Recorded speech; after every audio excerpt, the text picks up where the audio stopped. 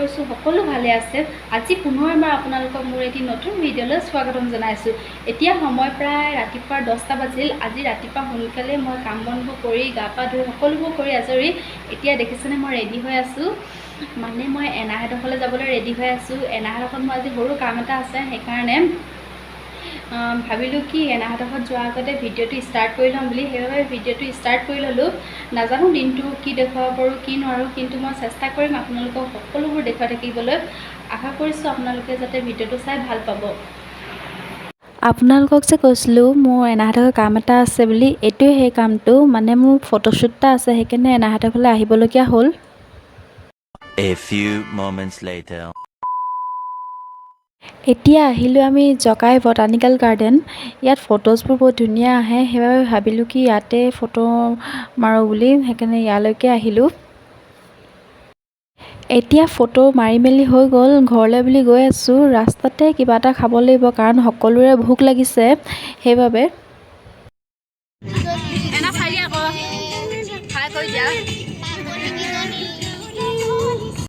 এতিয়া আমি আহিলোঁ খনিকৰ মনোমোহা ৰেষ্টুৰেণ্ট। এইখন খনিকৰ তেল ডিপুটোৰ কিনাৰতে আছে।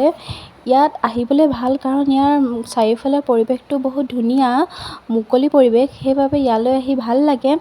বহিবলৈও আহল বহল ঠাই আৰু ষ্টাফৰ ব্যৱহাৰটো ভাল। আপোনালোকেও এবাৰ আহি চাব ইয়ালৈ। এতিয়া আমি সকলোৱে বহি আছোঁ, অৰ্ডাৰ দিয়া হৈ গ'ল।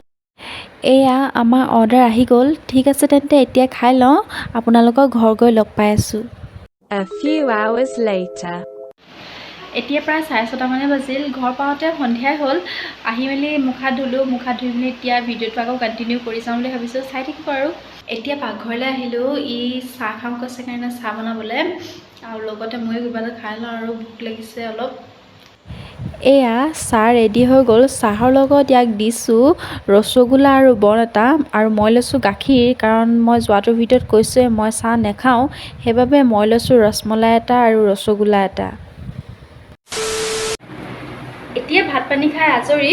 ভাবিছোঁ আজিৰ ভিডিঅ'টো ইমানতে এণ্ড কৰি দিওঁ বুলি। যদি ভিডিঅ'টো চাই ভাল পালে তেন্তে লাইক, কমেণ্ট, শ্বেয়াৰ আৰু ছাবস্ক্ৰাইব কৰিব নাপাহৰিব। ঠিক আছে তেন্তে আজিলৈ আহিছোঁ, আকৌ লগ পাম আপোনালোকক এটি নতুন ব্লগৰ সৈতে। Bye bye.